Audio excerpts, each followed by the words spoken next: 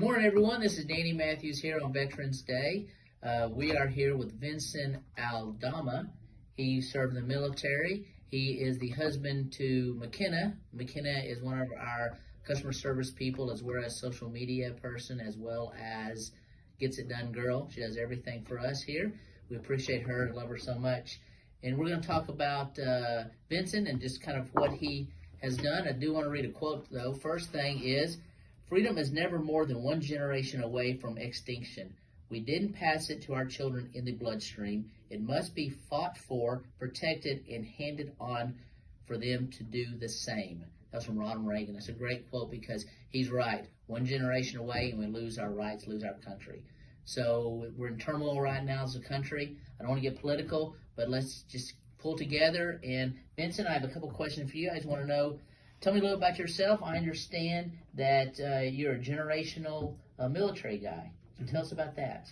Yeah, so my father actually served in the military. He was in the Army. My grandfather was as well. And so naturally growing up, I kind of knew what I was going to do. I was playing with little green army men and Legos. So I was like, something with engineering possibly and being a soldier. So I ended up being a combat engineer. So yes, yeah. Combat engineer, 3 generations. That's amazing right there. So your family is a military background and has served the country faithful. I want to say thank you for that. Yeah, thank you. That's thank awesome you that you guys have supported the country like this and sacrificed so much. I know that.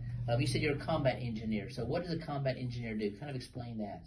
Ooh, so a combat engineer is basically you provide, there's 3 things that we do, is counter mobility, mobility, and survivability.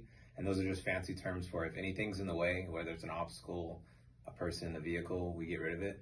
And at the same time, if we want to put anything in the way between us and the enemy, we do put an obstacle, a vehicle, or a person pretty much.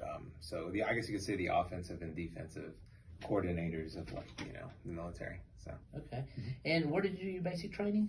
So I did basic training at Fort Leonard Wood out in Missouri. We used to call it Fort Lost in the Woods, Missouri, but it was a fun time. So. Well, great. And then how many other bases did you go to over your career? Oh, geez. So after Fort Leonard Wood, I went to Fort Polk in Louisiana. Then I was at Fort Hood in Texas, and I was at Camp Natural Bridge in New York. Spent a little bit of training time up at West Point in New York, and Fort Irwin and Camp Shelby.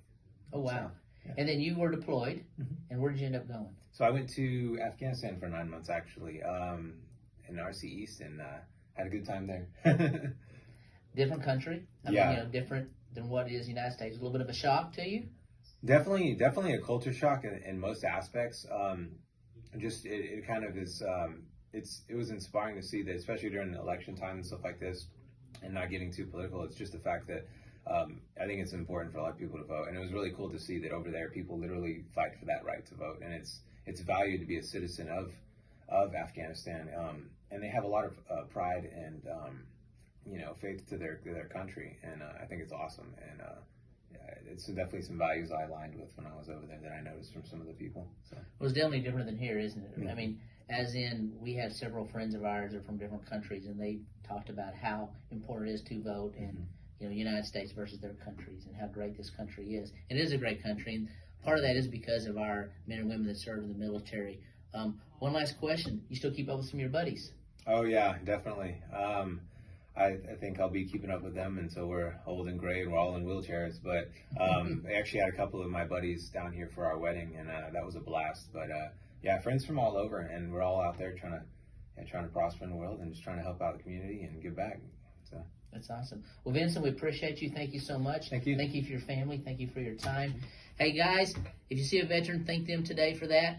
You need to thank them every day, actually. Not just about one day, it's about 365 days. This is Danny Matthews and Jail Matthews saying thank you so much to Vincent, thank you so much to McKenna, thank you so much to our military families and the ones that support our military men and women out there. Take care, thank you.